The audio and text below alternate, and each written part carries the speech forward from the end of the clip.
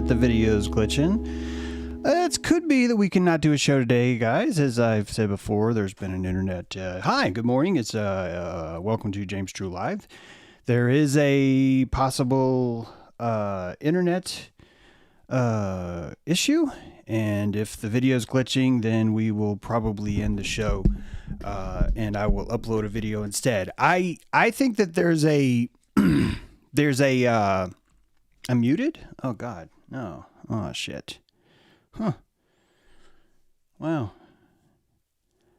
Audio good. All good. Okay. Thank you, Robert. I'm not sure why you said that, but hey, maybe you're looking out for me. Appreciate it. Hello, everyone. So if the video is glitching, we'll stop, but you're welcome to come to our Zoom, our dojo today, and discuss more and things like that. So, yeah, good. Hello all. Happy Monday. Hope everything's well. That is bummer to hear the video's glitching. That is too bad because I was been running tests all day because I wouldn't have done the stream. But I was getting the right bandwidth. So, that's sad. That is sad. That's sad. I'm curious if anyone else is seeing that too. There is a slight lag in timing. Yes, discerning light. Like I said, You heard me. Welcome to today's show. I'll stop saying, we'll get on with it. I wish the internet was better. Maybe this isn't going to last. Who knows?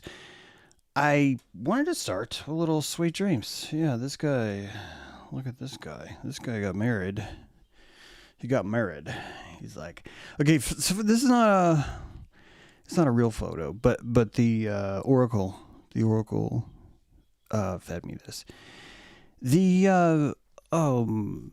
Jeff Bezos got married in a star-studded wedding. His new bride and him tied the knot with a 200-person black tie pajama party. Yeah. Turns out, according to the media, you can have a black tie and a pajama party at the same time. And this guy did it. Good for you, Jeff. Good for you. Jeff's built a giant clock under the ground in Texas, as you know. I think it's like 500 meters or something crazy. It's crazy how deep it is.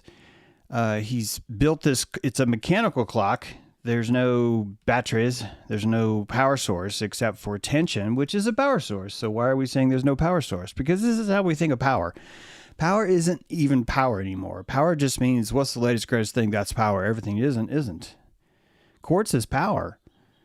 Every watch before we wore watches just to be fashionable, quartz was physioelectrically powerful. It would absorb pressure under pressure, and it would output pulse, baby. Quartz, the ticking of the clock.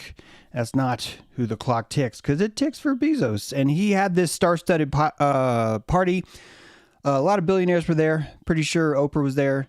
I didn't see her, but I heard she was there. A lot of famous people were there. Jeff was there. He's not really famous. He's just super rich. What's the difference? Why are those things different? Why isn't everyone who's super rich famous? And why isn't everyone who's super famous rich? And I think it has to do with money and currency allows us because it's a social invention, a very important social invention. Money and currency allows us to store prana inside of anything, furniture. We just happen to choose money. So we've all agreed that money does that. And because we've agreed to do that, then we're good to go. Everything's gonna work out fine. This is magic, but people hate money. People despise the monetary system. I struggle with, I would say money, but see, that's not really correct. I don't actually struggle with money. I've never had like a $20 bill give me a hard time. I've never sometimes I've mistaken the wrong bill for the wrong bill, but for the most part, money itself actually doesn't give me any trouble at all. It is the finding of the money, the finding of the power that's already been allocated into the furniture and realizing that the society wants it converted into that first. This is what I struggle with. I believe this is what most artists struggle with, truly.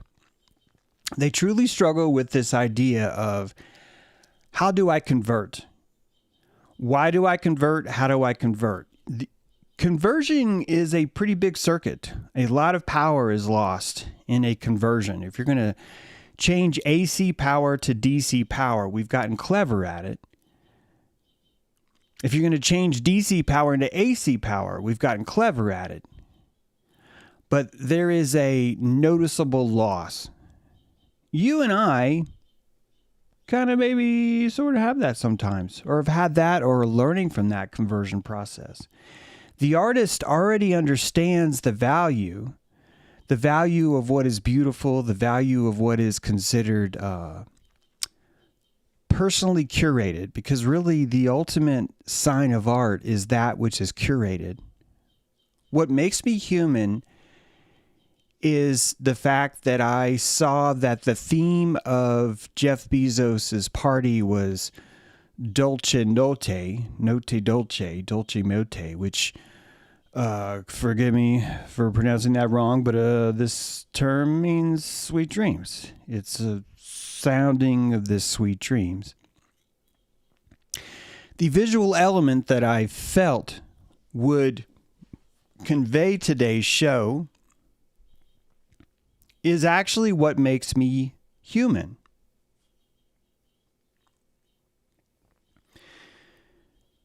this is juxtaposed by the fact that AI made this image,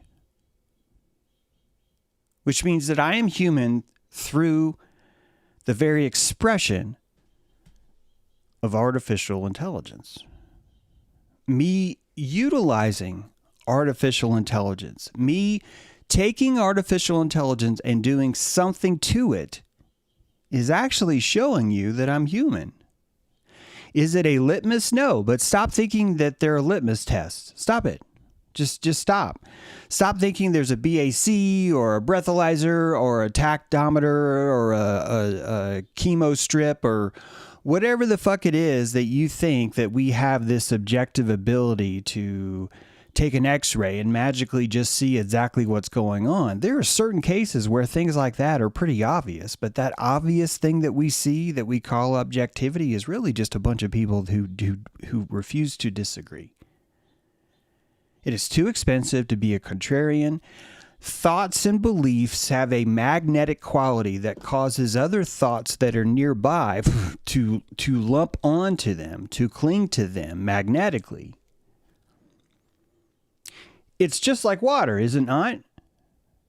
That the moving of water around in little droplets until they find each other causes something profound to happen. This is the concept of the Holy Spirit. This is the concept of an algorithm. Every spirit inside your computer is separated by a tiny thin wall of allocation. That's it. Allocation. Every single material inside the computer world is technically a fibrous area that's either silicone on or silicone off. But yet there's a vast difference. You are seeing the humanity of me broadcast through the flipping of silicone wafers like a giant game of Othello that's being played at full speed, full time, directly into your brain, and that you're sensing the humanity in me through this filter, which is not human. The human expresses himself through artificial means. The outside of your skin is the epidermis. The epidermis is dead. It's dead skin. Some of you fight this urge through the principles and church of exfoliation. Some of you have harnessed the power of the sea sponge and loofah to expunge yourself from this and to place the rawest, livingest parts of your tissue to the outside world, insisting that there is nothing about you that is dead. But you are animated spirit through dead calcium that we call bones. You are this calcite reef that really is just the regurgitation of all the minerals that you collected through the nipples of Gaia herself and decided to turn them into bone. And you chose where to put that bone. You built a throne out of it. You built a bone throne. Looking at you, bone thrones. All of you did it. I didn't tell you. Some of you are doing it right now. Some of you, like me, have fused to some of our bone thrones. I'm going to wiggle my tail right now. I'm wiggling my bones in my sacrum, those 5 bones. They're fused, but only by choice, only by society. And I, my friends, am separating. I am decoupling the spaceship from the earth. I am telling the calcite, oh my God, I just felt it. Telling the calcite that I am wiggling. And how do you wiggle? You find joy. You find this effervescent Holy Spirit of things that make you go, ha, this is powerful. Ha is a window to God. It's true. If everyone except for Jewish people will agree with me on this, but like ha is like this window that shows you the wholeness of God, but only within a little space that you can behold comfortably. Just a little nibble. You're going to squint at God, right? That's what you're doing. You're squinting at God. Oh my God. Oh my God, I'm squinting at God. Yeah, and you know what God's doing back? He's doing this. He's like, oh yeah, you squinting at me?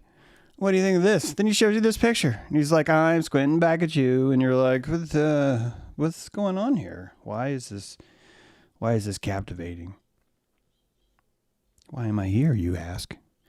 And you're asking these things because of the peculiarity of it all. The peculiarity is really what's making you ask why. If it wasn't peculiar enough, you wouldn't even ask, which means that there's something about the emotional texture of this place which causes you to be curious. And it's only because you have that curiosity that you render and hallucinate more. So really, consciousness itself is an algorithm of curiosity. It's an algorithm of probably of like this. Can I understand more? Can I compassionate more from this little piece?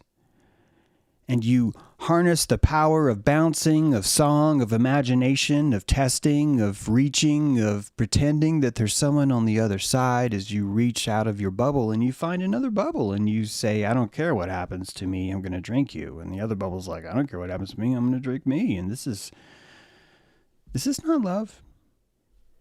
Isn't this love? Isn't there a certain gravity to surface tension itself?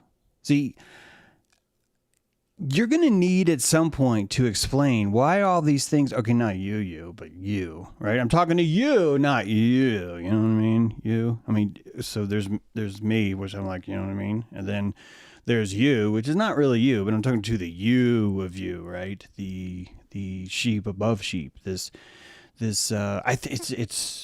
guys, Ha is the sheep of God. You understand? If you're going to look at God through a window, you're going to have to become a sheep to see that kind of. Otherwise, your face would melt off. Radiation would fall. So, let's stop hating on the labels. Let's stop. Sheep are freaking cute as fuck. They're adorable. They also have sort of a je ne sais quoi. You know, they kind of know what's going on. I mean, not really. You can fool them, but I can fool you. I can fool 50 million people. I can fool 110 million people. I can start a rumor about a laptop that has a photo, and that photo is a prostitute, and that prostitute is been given nuclear secrets. And I can literally do that, and 110 million people are just like, oh my God, tell me more, tell me more, tell me more, tell me more. And why? Because of this. This is why. It's because of the peculiarity. James, why is he wearing a red glove? This is the hook. This is what makes the fish go and say, hey, why do you call it a lure? See, imagine if a fish said, hey, why do you call that a lure? Hey, Reggie, why is it written lure on the side of that thing? I don't know, but I want to kind of follow it. It's like, yeah, but shouldn't we look up what lure means? No, man, it's like lure. It's like there's an ancient story, man. You know how people are with their fish stories. Everyone's like telling tales. Oh, you mean so it's like lure? It's like, yeah, well, but Reggie, wouldn't that mean that like it's definitely a fisherman? Look, I don't know why you're saying this. I just think it has something to do with those fries over there. This is the peculiarity that causes us to leave our nest, really, to find other. Oh, did I just crash? No, and to find other avenues with which to live. This is why I'm pretty sure this is really the best way to look at reality. But you are the director, right? So you're the one that's actually establishing the stage, this mythological backdrop, and your outcome is you want a great show. What is a great show to you? First of all, it's going to have to be captivating. So it's going to have a storyline that you don't know. This is why novelty is really the first element of consciousness, is novelty.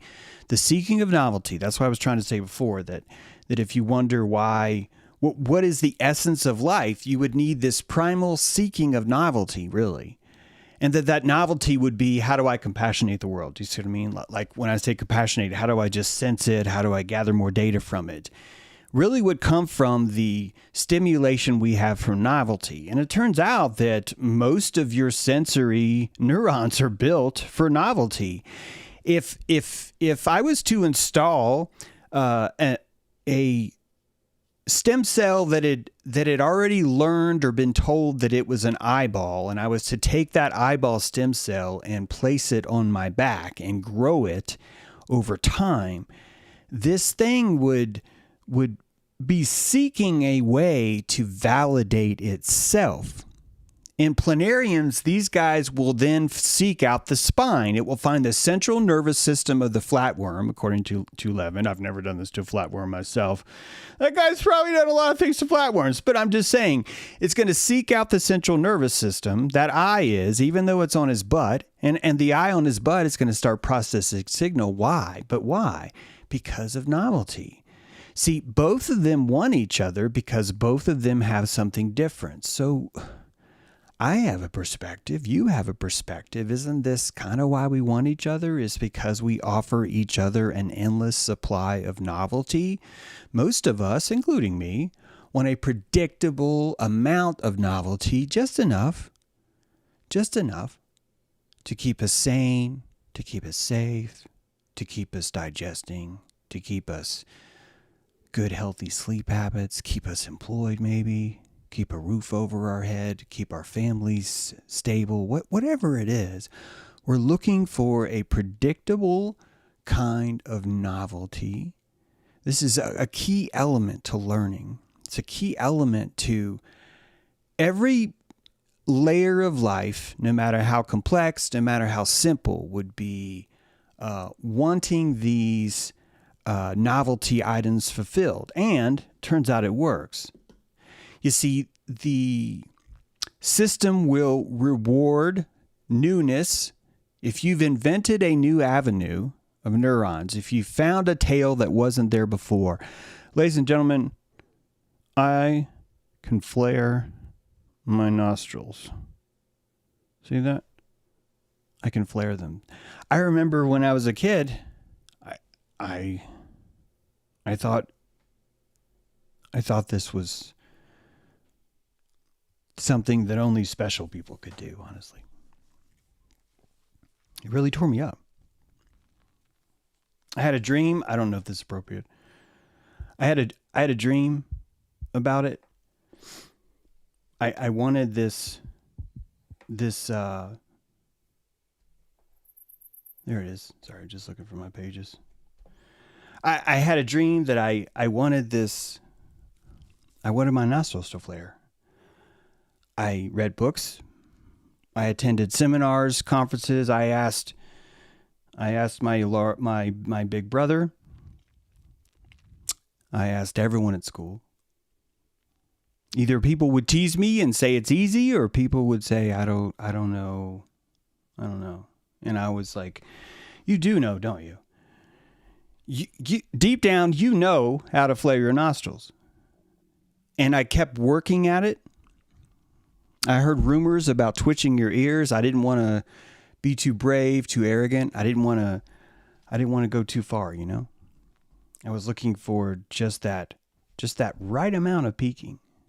See, you and I are on the never-ending precipice of Aquarius every day, meaning that there are new skills that are inside of all of us that are, we'll call them unlocked, but really they're just finally no longer too loud to where we can listen. That the ha is set just right. The distance between the source and us as the observer has enough of a space to where we can comfortably digest the signal that comes in.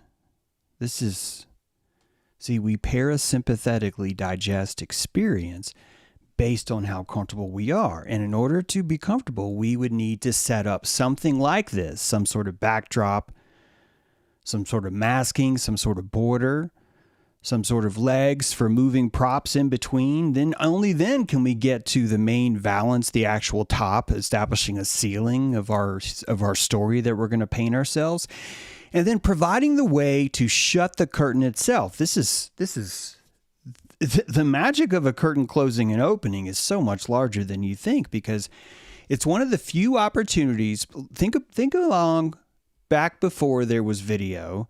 Think how profound it was for the mind to have a closing and an opening experience while you're staying in the same room. I hope you can hear this. Wait, James, that is something. I swear that is something. Before that, the Sumerians told you this. They were afraid to build their buildings without north, south, east, west poles. They were afraid of it. Why were they afraid of building buildings that had doorways matching the polarity of the earth? Why? Why? Is it because they needed to line up the sun? No. I mean, you'll read that. I'm not saying it's not accurate. Let me rephrase that. Maybe. Maybe. Yeah. What if remember how Mesoamericans saw caves as like, I hope you know this, as like living entities that you're Nahuatl, maybe Aztec, and you're wandering around Mexico and you're finding a cave that because of the shape of that cave, it turns out it's all full of CO2. Yeah, it's heavy carbon dioxide. I'm pretty sure this is right. Basically, there's not enough oxygen to breathe. This is definitely true. And that the different gaseous pressures of different caverns, I'm pretending to know a lot here, explaining to you that imagine what it was like to be living in the jungle and to walk into a hole in the ground and just die. And then when you go to get your friend, you die. And then you go to get your not so friend, but your neighbor who left his keys on his body die. And then the other guy's like, dude, that guy has a jaguar tooth. I'm going to fucking go get that. And then he dies. And it takes that much. This is a deep learning lesson in how to absorb how powerfully penetrating a cavern is. This is a portal into another world. It costs so many lives as they're trying to perfect this. The mind needs to build a stage, a backdrop, to even be able to understand what does this whole mean? Because these people were thinking that the earth itself is alive. I am one of those people. So are you. And we've perfected our story. We've put enough backdrop. We've put enough scrim. We've put enough masking border. We've put enough legs. We've put enough valance to where we can comfortably perceive that it's a cave. And there's not something that we call oxygen. And if we had oxygen, we could breathe. And if we could breathe, everything would be okay. All of that comes from our ability to do this, to do that, right? It all comes from there. So the hallucination requires a holodeck, doesn't it? That your mind is a living holodeck, which would be the only way that you could drink this ocean of source around you. It's the only thing that would happen. And so how do you drink? There's a natural innate, the way a spider knows how to build a web, the way the baby knows how to drink from a nipple. You have the natural, built-in, innate sense of novelty is food. Novelty is food. Novelty is food. It's built into every fiber of you, no matter even if you are a vertebrae or not. Your pre-vertebraean existence, you finally decided to grow a spine, right? You finally decided, even if you don't believe in evolution, even if you believe the world was instantiated, and thumbs up if you believe in that and even know what that means, even if that is belief, you're looking at a fractal of an avatar called a vertebrae, and that you, depending on your budget before you come into the underworld, do you want to have the grand experience or do you want to live as a moth? Probably both are pretty interesting. And that the vertebrae itself is just a standard off-the-shelf API that's meant to invigorate a limbic response inside of a chemical mixture. You're descending into a pool, this world of liquid computer, just nothing but smells, liquid smells. It's the closest I can explain to you. Electrical spin. Assigned electrical spin emanating through a oceanic, what we call liquid state. It's not liquid. This is, okay, so it's okay to call it liquid, but this is the ha that we use to see the computer itself. This is the monitor that we see, right? This backdrop is required, and your processor, just as your vertebrae has certain characteristics, so too does your processor, your aperture, have different abilities to put on grander productions. There's going to be certain kind of productions that require a larger stage, and those stages are going to require Wild Mystic Shadow, who freaking came in and gave me a super chat. The greetings from Yellowstone National Park, super chat, thank you very much. That yes, this is one of those stages. See, before we Sumerians invented the house, we got used to being in a place that was dark and scary. A room, even if it wasn't dark, it was polarly dark. It was magnetically dark. It gave us comfort to learn how to be in this box. And that why? Because it fucking helped us survive. And that trained us in a way to develop hypothetica. It trained us in the Pythagorean necessity for the mind to start to contemplate its space. It contemplates its space because of shelter, the bet. Shelter gives us the ability to learn this space. The novelty of it is now subdued by the shelter that we have so that we can safely control how much of the environment we ingest. Some of us don't want to sleep outside in the ground at night. Some of us do. I've been saying this for years. We are in tents. They live in houses. Just let that roll off here. So this reality requires shelter just to drink. And when I say shelter now, I want you to picture the first show. The first time that one of these rooms was turned into a theater. Because not only does a house have this built-in idea of resetting the scene. Now you can go to your room and reset. You can leave the room and now you're in the hall. All the mess in the hall is gone unless you go through the hall. This is a very magical thing that we are able to swipe. We're able to create a folder inside of our hologram and stick a room inside of it, stick a country inside of it, stick a culture inside of it, stick a song inside of it, stick memories inside of it, stick our loved ones inside of it.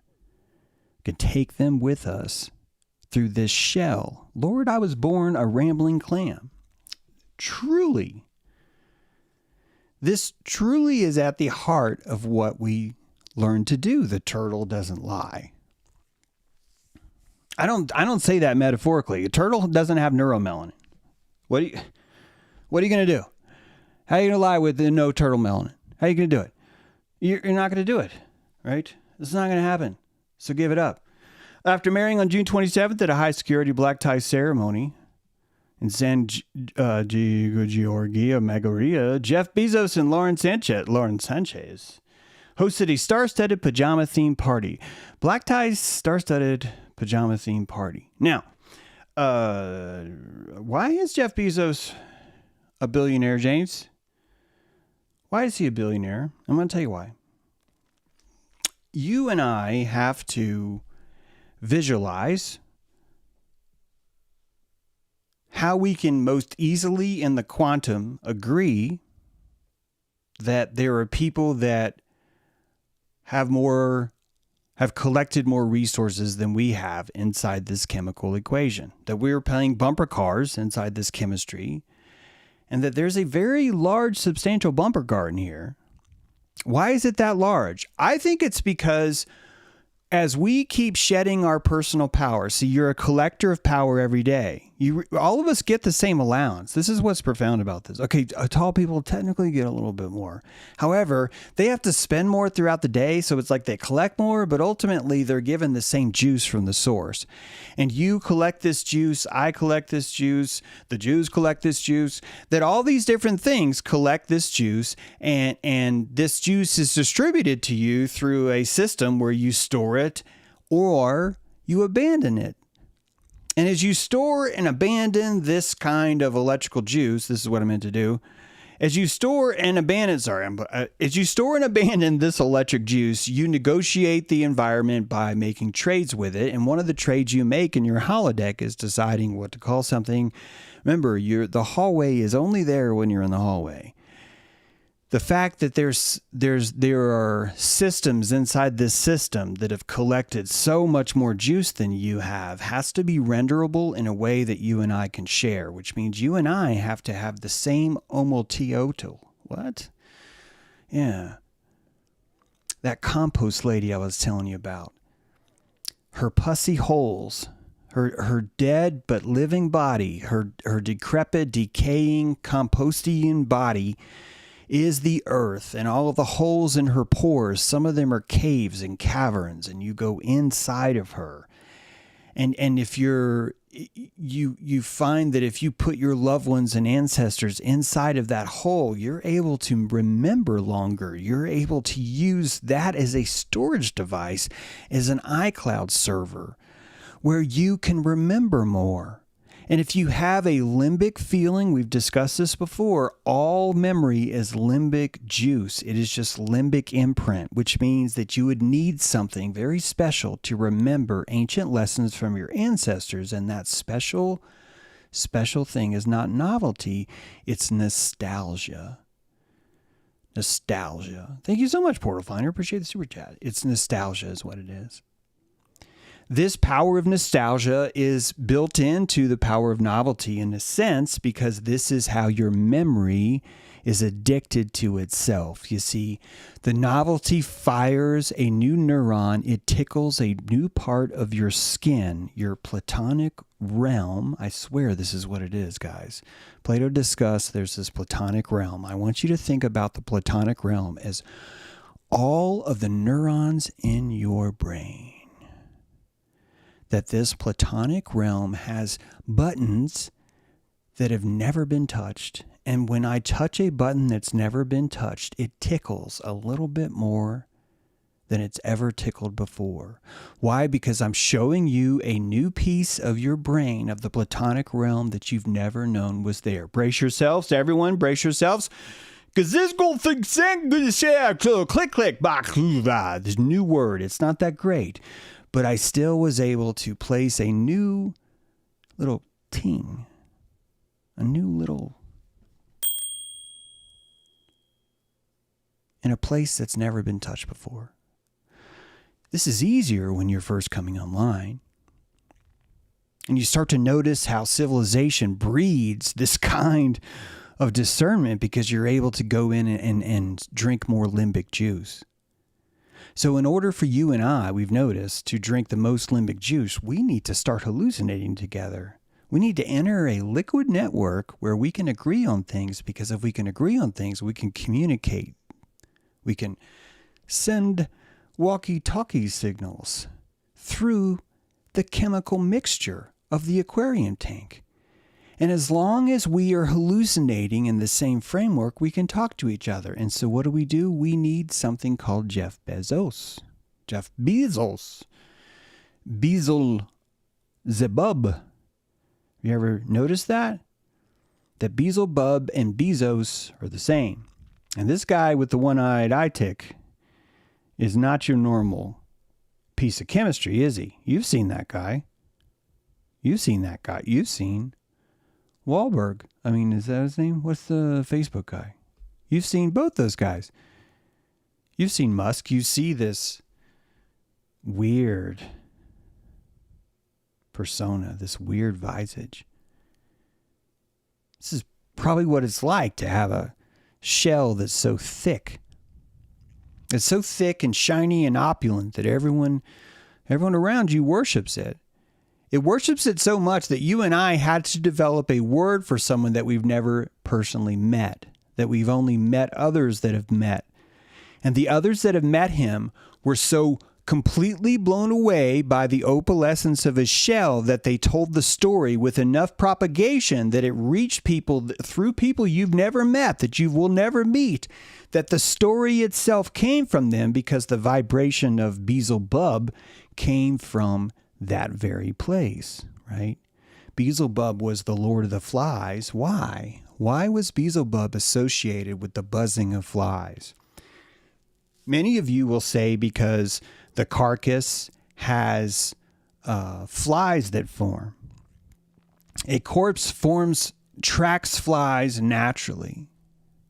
And these flies I think they phase into existence. I know that we have this idea that we've got everything figured out, but I think that when you reduce energy, your hallucination changes. And when someone dies, that energy is reduced and turned into seraphim, into maggots, literally.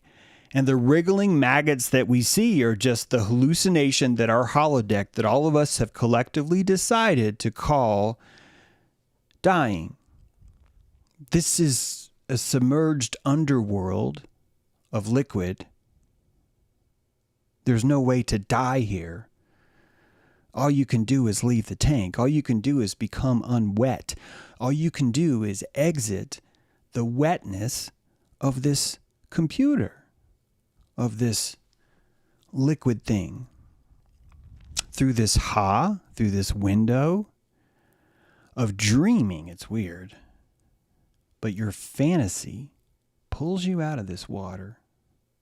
It allows you to place your assemblage in a different place. It's quite profound. I'm very impressed with you, your ability to do this. It's very impressive for me. Quick news, Donald Trump. You guys know that, right, that Benjamin Netanyahu is supposed to be on trial for fraud now for 5 years, right? Israel's Jerusalem District Court canceled this week's hearing in Prime Minister Benjamin Netanyahu's corruption trial, citing classified diplomatic and security reasons. Netanyahu, in 3 separate cases, is accused of bribery, fraud, and breach of trust, allegedly accepting gifts and favorable media coverage. The trial has faced delays for over 5 years for reasons ranging from health to national security and wartime concerns. Of course, Trump is now saying it's a political witch hunt. It's for 5 years, man. 5 years. The only thing keeping this guy out of hot water is war. It's profound. It would be more profound if this isn't the same model as Elon Musk. It would be more profound if it wasn't the same model as Trump. The moment you start to raise your antenna, people are going to sue the piss out of you just for waking up. But James, you stop compassionating. I don't care. I'm not saying that means they're great or they're innocent, or I'm saying that the second that you show power, someone's going to sue you. The second you find money, someone's going to sue you. It's nature. It's not evil. Evil is the hologram, the holodeck agreement. All of us, if we're going to hallucinate together, you're going to have to believe in evil. Because quite frankly, a lot of people cannot handle things that you see. So in order for them to handle things that you see, they need to start using denial. How do they use denial? They separate themselves from far away from this thing that they cannot see as possible. It's just a natural response. You do the same thing. So do I. So we need the word evil. We need the word spam. We need all these words or all the things that we use to denigrate something. We need to say, we need to be able to use those things. This is what the fashion always flips. Right now it's trans. Before it was gay. Before maybe it was lesbian for a while. Before that it was preppy or jock or nerd. And then nerds took over the world. And so every time that we have a fashion where we denigrate the little guy, really this is just how you take the little guy up. That every single time we denigrate something like that, fashion comes along and goes, oh my God, we should praise this thing. And people love it. You know why people love it? Because people hate it. Do you know why people hate it? Because people love it. Do you know what I just told you about? Is novelty. This is how novelty brews. So it's showing you the essence of life itself.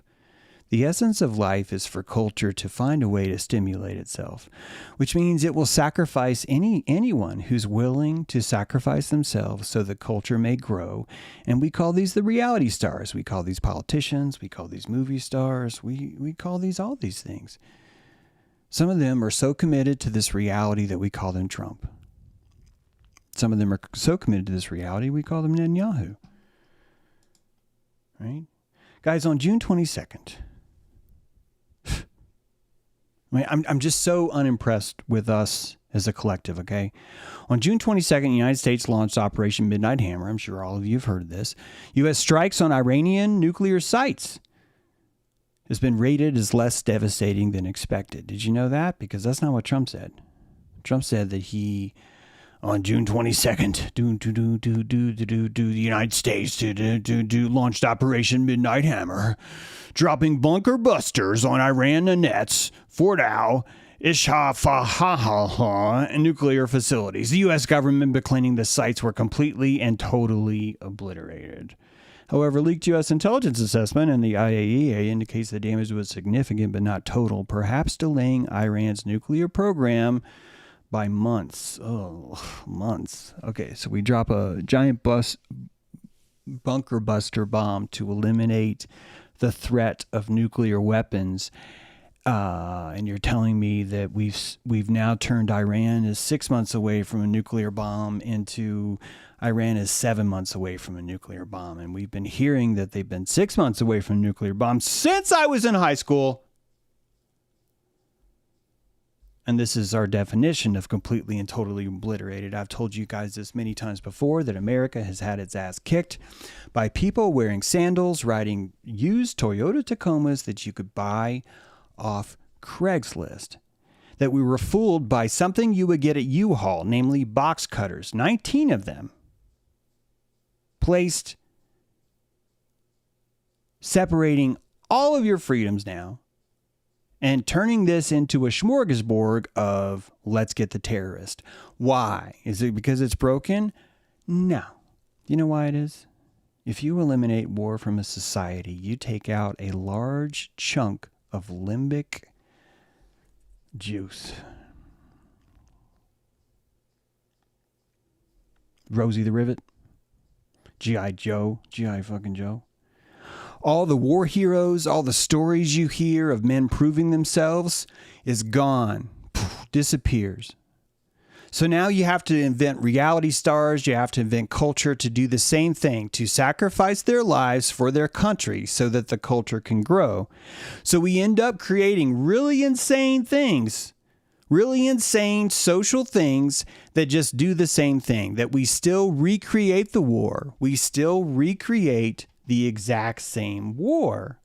It's the same thing. And why? Why is it the same thing? Because this is how we limbically please ourselves, guys. This is how we limbically stay alive and engage in the world. It's actually not wrong.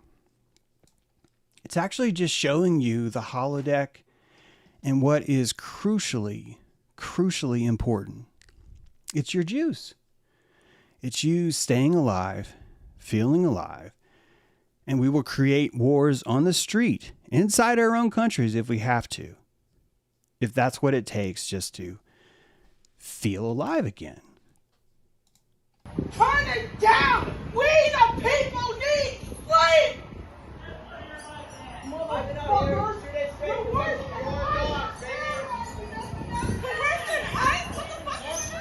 You heard what I said, bitch! Talking to us calmly would be a hell of a lot better than... Go fuck yourself! Colonize your fucking ass, bitch! Go fuck yourself, bro. I don't give a fuck. Stick that cane up your ass. Come on, I'm ready to go! Fuck you! Turn that shit down!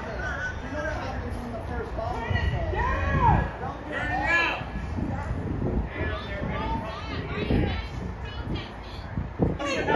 Tell her to shut the fuck up! Hey, I'm sleeping! hey guys, let's let Who the another fuck do you think neighbor you talk. are? Let's let another neighbor talk.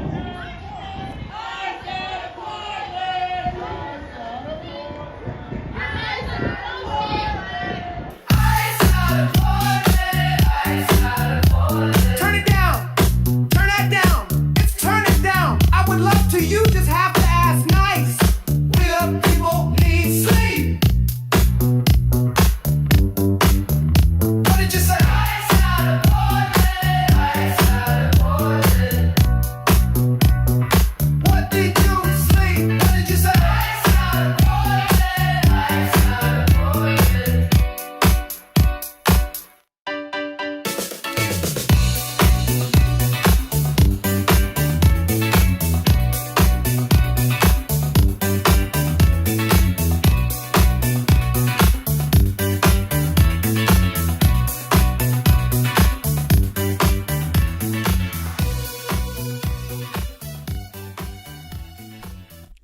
Yeah, see, I don't really think we fully understand why we do these things. And you developed an army inside of Portland. If you go back into Seattle in that Chad district or whatever they called it, there's still a desire to feel alive. There's still a desire to have an experience. And you just watched two people that are both very anti-ICE fight each other. And I want you to know why they fight each other. They don't fight each other because they're mad. They don't fight each other because they disagree. They agree more than anyone else. So why are they fighting each other? It's because it makes them feel alive. That's all it takes, guys. This is the only requirement, which means the more a society tries to tame its to close its vision, its visors, the more society is going to have to create things to feel alive. This is a motor. That's what it is. This is a crucial psychic motor that's been built into you before you grew a spine. That's how long you've had it. All life has this. It has this necessity for novelty, for peculiarity. And this, frankly, is why I say that the moment one of us reaches omniscience, the moment that whether it's Jeff Bezos' great-grandson or Bezos himself or Beelzebub's, whoever it is that gets to sit in the mercy seat when omniscience is first reached, is going to have a bad time. He's going to have a bad time because he's going to lose novelty. And when he loses novelty, he's going to die. This is why you watch me. If I could take the best show that I've ever made, or collect all the minutes from the best show I've ever made and place them into a single show, why can't I just play that all the time? And the answer is because you're not here for that. You're here for a steady, predictably unpredictable, that's what it is. You're here for a steady, predictably unpredictable supply of novelty. This is the only fuel. We have Dojo today. Hope to see you there. Hope you enjoyed the show. Check out my shorts on available platforms. We'll see you next time on James Drew Live.